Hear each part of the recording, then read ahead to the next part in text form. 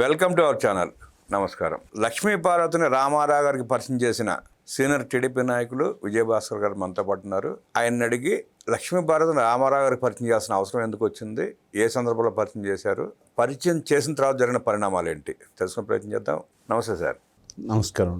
లక్ష్మీ పార్వతిని రామారావు గారికి పరిచయం చేసింది మీరేనని, 2 సార్లు ఆమెకు అపాయింట్మెంట్ కూడా మీరే ఇప్పించారని చెప్పి ఆనాడు అనుకున్నారు. కొంత అవగాహన ఉంది. పరిచయం చేసిన తర్వాత జరిగిన పరిణామాలు ఏంటి, ఇవాళ ఉన్న పరిస్థితుల్లో లక్ష్మీపార్వతి ఎలా వ్యవహరిస్తుంది, మీరేమనుకుంటున్నారు, ఎట్లా చూస్తారు? అప్పుడు వారు వీరగంధం సుబ్బారావు గారి శ్రీమతిగా ఉన్నప్పుడు భార్యాభర్తలు నేను ఓల్డ్ ఎమ్మెల్యే క్వార్టర్స్లో ఉన్నప్పుడు హిమాయత్ నగర్లో అప్పుడు కలవడం జరిగింది. నాకు వారికి పరిచయం లేదు. నాగభైరవ కోటేశ్వరరావు గారు అప్పటికే విశ్వామిత్ర రైటర్గా ఉన్నాడు. రామారావు గారితో అత్యంత సన్నిహితంగా రోజుల తరబడి ఆయనతో విశ్వామిత్ర స్క్రిప్ట్ మీద పనిచేస్తున్న రోజులయ్యి. నాగభైరవ కోటేశ్వరరావు గారు రామారావు గారితో ఉన్నారు కదా సన్నిహితంగా. వారి ద్వారా వారు వినుకొండలో కళాక్షేత్రాన్ని ప్రారంభించడానికైతేమి, రామారావు గారితో సాన్నిహిత్యం పెంచుకోవడానికైతేమి ఉపయోగపడుతుందనే ఉద్దేశంతో భార్యాభర్తలు ఆ తలంపుతో నాగభైరవ కోటేశ్వరరావు గారిని సంప్రదించారంట.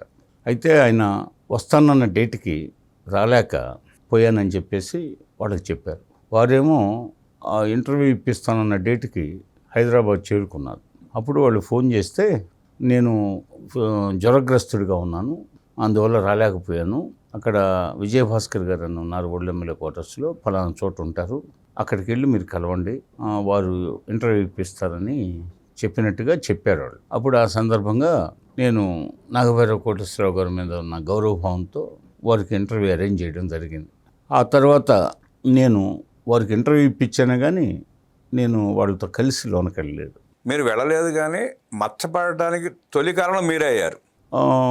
ఆ తర్వాత మరోసారి నాగభైరవ కోటేశ్వరరావు గారు కొంత వ్యవధి తర్వాత తిరిగి ఇంకోసారి ఫోన్ చేశారు.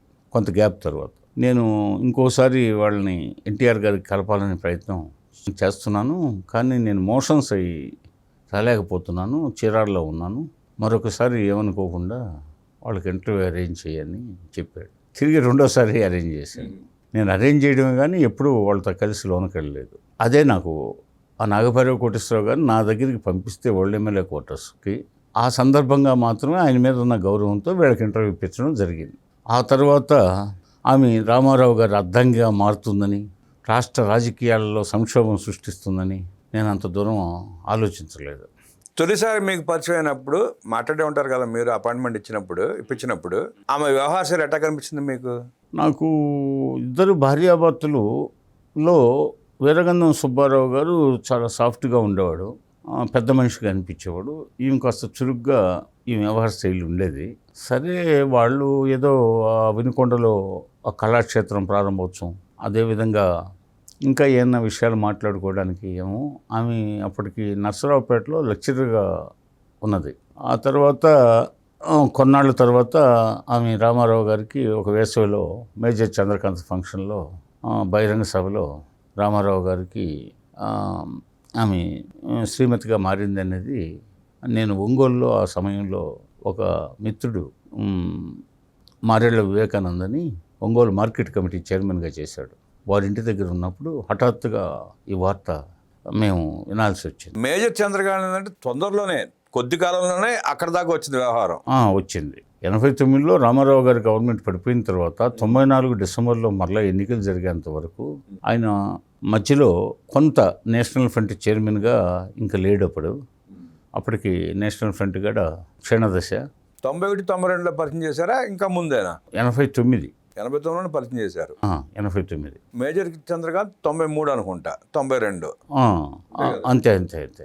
ఈ మధ్యలో ఈ విధంగా అంతకుముందే వాళ్ళు ఒకసారో 2 సార్లు ఏదో పబ్లిక్ మీటింగ్స్లో నర్సరావుపేట వచ్చినప్పుడు, లేకపోతే ఆయన రాష్ట్ర పర్యటనలో వివిధ సందర్భాల్లో 1-2 సార్లు కలిసినట్టు నన్ను మొదటిసారి కలిసినప్పుడు వాళ్ళ మాటల్లో నేను ఆలకించడం జరిగింది. అంటే మీరు అపాయింట్మెంట్ ఇచ్చిన తర్వాత నర్సరావుపేట సభలో ఒకసారి కలిసినట్టున్నారు. పోతే అంటే అది యాదృచ్ఛికంగా ఏదో ఒక రెప్పపాటు కాలం, కానీ ఇది ముఖాముఖి ఇంటర్వ్యూ అనమాట 2 సార్లు. దాంతో వాళ్ళు ఐడెంటిఫై అయ్యారు, బాగా ఆయన దృష్టిలో ఐడెంటిఫై అయ్యారు. తర్వాత ఈవిడ జీవిత చరిత్ర పేరుతో హైదరాబాద్లో ఉంటూ వాళ్ళ బంధువుల ఇంట్లోనే ఎక్కడో ఉంటూ ఎన్టీ రామారావు గారిని తరచూ కలవడం. తర్వాత ఆయన అప్పుడు ఎవరు పరిచయం చేశారు? అప్పుడు ఎవరో ఇంటర్వ్యూలు ఇప్పించారు? నేను ఇంటర్వ్యూ ఇప్పించినప్పుడు అబిడ్స్ హౌస్. తర్వాత ఇంటర్వ్యూస్ అంటే ఒక ఆయన మహిళలకు సాధికారత ఉండాలని తాపత్రయం ఉండేవాడు కదా, మహిళలకు అనేక స్కీమ్స్ ప్రవేశపెట్టినాడు కదా. పోతే అందుకని ఒక మహిళా విద్యావంతురాలు పోతే లెక్చరర్గా ఉంది, పైగా నా అభిమానిని చెప్తుంది అని చెప్పి ఆవిడే స్వయంగా వెళ్ళి ఇంటర్వ్యూ అద్దెచ్చడం, ఆయన ఇంటర్వ్యూ ఇవ్వడం జరిగేదని నేను విన్నాను. మధ్యలో ఇంకా కొంతమంది కూడా ఆమెకు ఇంటర్వ్యూ ఇప్పించారని కూడా విన్నాను. మరి ఈ నేపథ్యంలో ఆవిడ ఆయనకి అర్థంగా మారిన తర్వాత నేను ఆయన సేవ కోసం వచ్చాను. జీవిత చరిత్ర రాయాలనే తాపత్రయంతో పాటు ఆయన పరిస్థితి, అనారోగ్య పరిస్థితిని చూసి ఆయనకి సేవ చేయాలనే తలంపు ఉన్నది. తర్వాత ఆయనకి 24 hours రౌండ్ ది క్లాక్ ఆయనతో గడపకపోతే ఆయన ఆరోగ్యం మెరుగుపడే అవకాశం లేదని తలంపుతో నేను ఆయన కోట్లాది ప్రజానీకం సంక్షేమం కోసం, అభివృద్ధి కోసం, తెలుగు జాతి ఔన్నత్యం కోసం ఆయన కృషి చేస్తున్న నేపథ్యంలో వారికి నేను తోడ్పడడానికి నేను ఆయన అర్థంగా మారాను అని ఇలా చెప్పేది. వివిధ సందర్భాల్లో చెప్తూ వచ్చిన విషయం అందరితో పాటు నేను పత్రికల ద్వారా. జీవిత చరిత్ర రాస్తారని వచ్చినప్పటికే వీరగంధ సుబ్బారావు గారితో తెగదెంపులు చేసుకుందామే. అప్పటికి తర్వాత విడాకులకి అప్లై చేశాను అని ఆమె స్టేట్మెంట్స్ చూశాను. తర్వాత విడాకులు తీసుకున్న తర్వాతనే వివాహం చేసుకోవడం జరిగింది. ఆ తర్వాత ఆవిడకి ఆల్రెడీ వీరగంధం సుబ్బారావు గారి ద్వారా కోటేశ్వర ప్రసాద్ అని ఇప్పుడు అపోలోలో పోస్ట్ గ్రాడ్యుయేషన్ చేసిన డాక్టర్ ఉన్నాడు. పోతే వీరగంధం సుబ్బారావు గారు అద్దంకి సమీపంలో మొండ్లమూరు అనే మండల కేంద్రం ఉంది. ఆ మొండ్లమూరు మండలం అనుకుంటా వాళ్ళూరు, లేకపోతే బార్డర్, అది వినుకొండ మొండ్లమూరుకి దారి ఉంది. ఆ దారిలో ఈదర భీమవరం. ఆయన సంపన్న కుటుంబానికి చెందినవాడే. సుమారు 70 ఎకరాలు వ్యవసాయ క్షేత్రం, నల్లరేగడి నేల, మంచి పంటలు పండే నేల. వాళ్ళ తల్లికి ఆయన ఒక్క కుమారుడే నేను విన్నాను. పోతే ఆయన గురించి అందరూ ప్రశంసాత్మకంగా చెప్తారు. హరికథల్లో పట్ల ఆయన ఒక అంటే అంతరించిపోతున్నటువంటి కళల్లో హరికథ కూడా ఒకటి. కాబట్టి హరికథని కాపాడాలనే ఉద్దేశంతో ఆయన ఈ కళా ప్రక్రియని ఎంపిక చేసుకున్నాడు. తద్వారా ఆయన జాతీయ, అంతర్జాతీయ స్థాయిలో హరికథ ప్రదర్శించి అనేక ప్రశంసలు అందుకున్నాడు, అనేక అవార్డులు అందుకున్నాడు అని ఆయన గురించి వాళ్ళ గ్రామస్తులు కూడా అప్పుడప్పుడు నాకు అద్దంకిలో తటస్థపడినప్పుడు కొంతమంది చెప్తూ ఉంటే వింటుంటాను అప్పుడప్పుడు. మరి ఈ నేపథ్యంలో తర్వాత ఆవిడ ఎన్టీఆర్ గారి అర్థంగా మారిన తర్వాత ఆమె నిజస్వరూపం బయటపడింది. ఆమె జీవిత చరిత్ర అనేది ఆయనకి సాన్నిహిత్యం కావడానికి జీవిత చరిత్ర రాస్తున్నాను అంటే, ఒక ఆడ మనిషిగా, ఒక లెక్చరర్గా ఉండి సెలవు పెట్టి జీవిత చరిత్ర రాస్తున్నానంటే ఆయన మనసుకు దగ్గర కావచ్చు అనేది ఉద్దేశం. ఆ వంకతో, జీవిత చరిత్ర వంకతో ఆయన దగ్గరికి చేరారు. ఆ తర్వాత ఎప్పుడైతే అర్థంగా మారిందో సేవ పేరుతో, తర్వాత ఆవిడ నిజస్వరూపం బట్టబయలేంది. క్రమేణా ఆవిడ 94 డిసెంబర్లో ఎన్టీఆర్ సారథ్యంలో బీజేపీ, సిపిఐ, సిపిఎం వీళ్ళందరి అలయన్స్తో, గ్రాండ్ అలయన్స్తో కాంగ్రెస్కి 294 సీట్స్లో 26 సీట్లే వచ్చాయి. మజ్లిస్కి 4-5 స్థానాలు వచ్చాయి. మిగిలిన రిమైనింగ్ సీట్స్ అన్నీ సిపిఐ, సిపిఎం, బీజేపీ, తెలుగుదేశం. అంటే అఖండ విజయం. ఈ అఖండ విజయాన్ని ఏం చేసిందంటే, చాలామంది నన్ను విమర్శిస్తున్నారు, రామారావు గారిని ఏదో ట్రాప్ చేశానని. అవన్నీ అవాస్తవాలు. సరే, 89 నుంచి 94 మధ్యలో ప్రతిపక్ష నేతగా ఉంది చంద్రబాబు నాయుడు గారు. రామారావు గారు అసెంబ్లీకి వెళ్లకుండా చంద్రబాబు నాయుడు గారికి బాధ్యతలు అప్పచెప్పారు. ఆ బాధ్యతలు తీసుకున్న తర్వాత వ్యవస్థాగతంగా పార్టీని నిర్మించింది చంద్రబాబు నాయుడు గారు. గ్రామం తిరిగింది చంద్రబాబు నాయుడు గారు. ఆయన కష్టపడి పార్టీని ఆ స్థాయికి తీసుకొచ్చాడు తప్ప లక్ష్మీభారతి ప్రభావం ఎక్కడుంది అక్కడ? అసలు 85లో గండిపేటలో చంద్రబాబు నాయుడు గారు మొట్టమొదటిసారిగా భారతదేశంలో ఈ కంప్యూటర్ వ్యవస్థను ప్రవేశపెట్టింది. రాజకీయ పార్టీకి కంప్యూటర్ వ్యవస్థను ప్రవేశపెట్టింది చంద్రబాబు నాయుడు గారు. పోతే నిరంతర ట్రైనింగ్ క్లాసెస్, గ్రామస్థాయి నాయకుల దగ్గర నుంచి రాష్ట్ర స్థాయి నాయకుల వరకు నిరంతరం ట్రైనింగ్ క్లాసెస్. పోతే ఆయన జనరల్ సెక్రటరీగా సమర్థవంతంగా ఆ క్లాసుల నిర్వహణ, ఆయన పనితీరు, ఆయన అంకితభావం, ఆయన శ్రమధమాదులు గుర్తించి ఎన్టీ రామారావు గారు నిరంతరం ప్రోత్సహిస్తూ వచ్చారు. ఆ విధంగా పార్టీకి వ్యవస్థాగత నిర్మాణంలో కీలక పాత్ర చంద్రబాబు నాయుడు గారిది. అంతకుముందు రామారావు గారి చరిష్మా మీద పార్టీ ఆధారపడి ఉన్నది. కానీ దాన్ని వ్యవస్థీకృతం చేయడంలో చంద్రబాబు నాయుడు గారు వహించిన పాత్ర మరోజాలం. అదేవిధంగా అయితే ఆవిడ 94 డిసెంబర్లో జరిగిన శాసనసభ ఎన్నికల్లో అర్ధాంగి అయిన తర్వాత ఇది ఇప్పుడు నా విమర్శకులకి ఈ విజయమే సమాధానం. ఈ రామారావు గారు పార్టీ పెట్టినప్పుడు సంజయ్ విచారమణితో కలుపుకొని 202 సీట్లు వచ్చాయి. నాదెండ్ల భాస్కర్ రావు సంక్షోభం తర్వాత అర్ధాంతరంగా అసెంబ్లీ రద్దు చేస్తూ వచ్చిన సీట్ల కంటే వీటన్నిటికంటే నాకు తాళి కట్టిన తర్వాత వచ్చిన సీట్ల సంఖ్య అధికం తెలుగుదేశం పార్టీకి. ప్లస్ మిత్రపక్షాలను గట్ట కలుపుకుంటే కాంగ్రెస్కి వచ్చింది 26 సీట్లు, మజ్లిస్కి వచ్చింది 4-5 సీట్లు. ఇవి పోను మిగతా అంతా ఇప్పుడు నాకు ప్రజామోదం లభించింది. రామారావు గారుని నేను వివాహం చేసుకుంటే నా మీద నిందలేసిన వాళ్ళకి ఇదే జవాబు అని చెప్పేసి ఆవిడ ఆ విధంగా కూడా స్టేట్మెంట్ ఇచ్చిన రోజులు ఆ రోజు నుంచి వంటింటి రాజకీయాలు మొదలుపెట్టింది. ఇక ఆ తర్వాత సెంట్రల్ బ్యాంక్ ఎలక్షన్లో ఆమె నిజ స్వరూపం బట్టబయలైంది.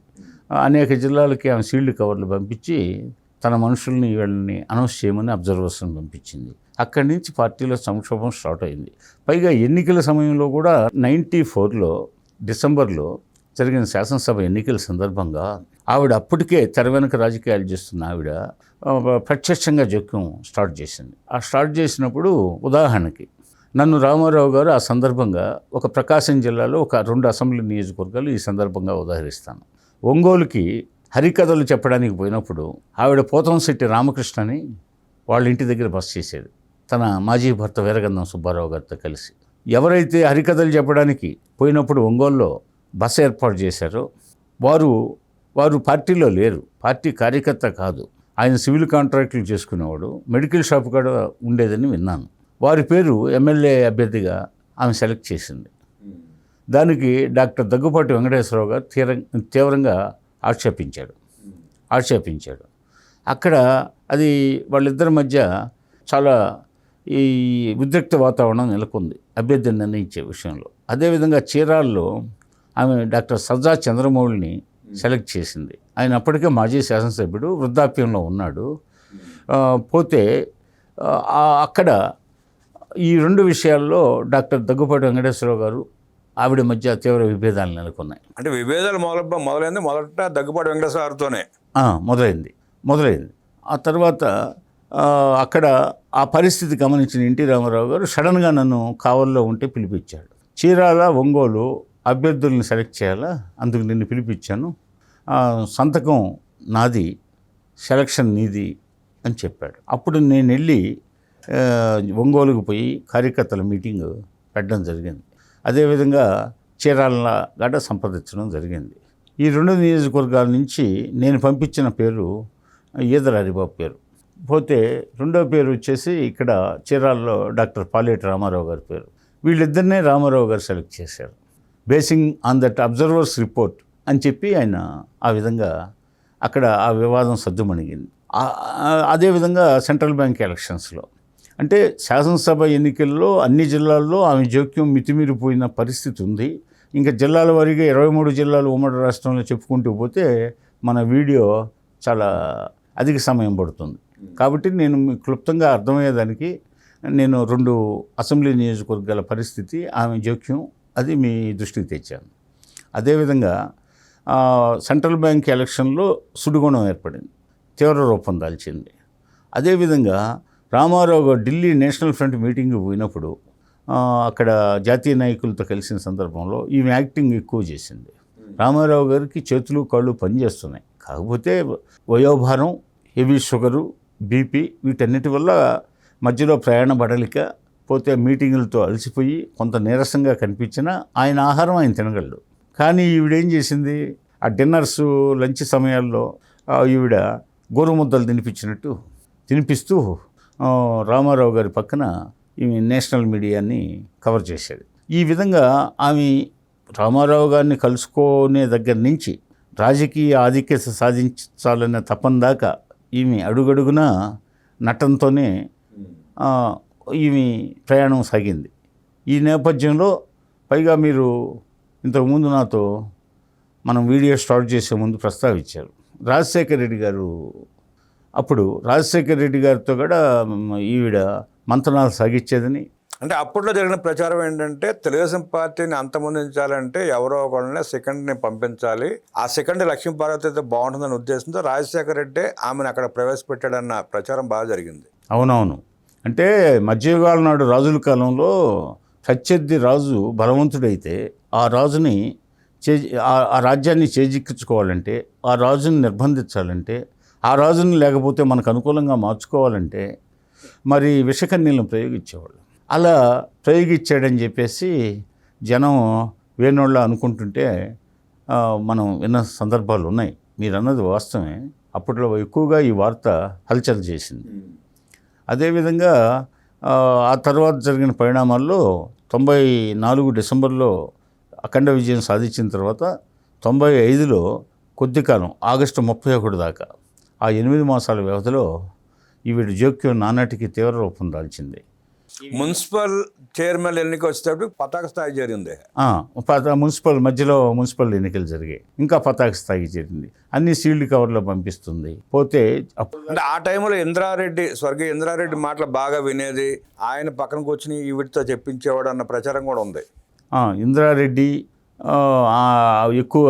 ఎక్కువ చొరవ తీసుకునేవాడు. ఇంద్రారెడ్డి అంటే తెలంగాణ రెడ్డి సామాజిక వర్గంలో ఇంద్రారెడ్డి కదలికలు చాలా చురుగ్గా వేగంగా ఉండేవి.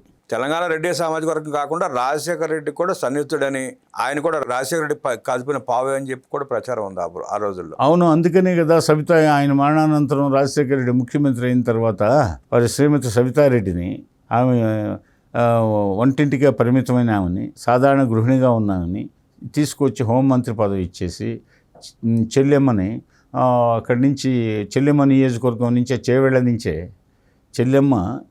నుంచే ఆయన పాదయాత్ర కూడా ప్రారంభించింది మనం చూసాం. అది ఒక సెంటిమెంట్గా కూడా మార్చారు తదనంతర కాలంలో. అంటే ఇంద్రారెడ్డి అంటే లక్ష్మీపార్వతి ప్రవేశించడం రాజశేఖర రెడ్డి వ్యూహమే, ఇంద్రారెడ్డి ప్రవేశించడం రాజశేఖర రెడ్డి వ్యూహమే. అక్కడ తగాదాలు సృష్టించి పార్టీని హస్తగతం చేసుకునే ప్రయత్నం చేయడం రాజశేఖర రెడ్డి వ్యూహమే. ఇవన్నీ కలిసే ఈనాడు కూడా అదే పంద కొనసాగుతూ ఉంది. లక్ష్మీపార్వతి వైఎస్ఆర్ కాంగ్రెస్ పార్టీలో ఉంది, సబితా ఇంద్రారెడ్డి ఆనాడు కాంగ్రెస్లో చేరి రాజశేఖర రెడ్డికి అనుంగ శిష్టాలుగా మారింది. వంటింటి రాజకీయాలు ఎపిసోడ్ 2లో మరిన్ని విశేషాలు తెలుసుకునే ప్రయత్నం చేద్దాం. అందాక వెయిట్ అండ్ సీ. నమస్కారం. నమస్తే.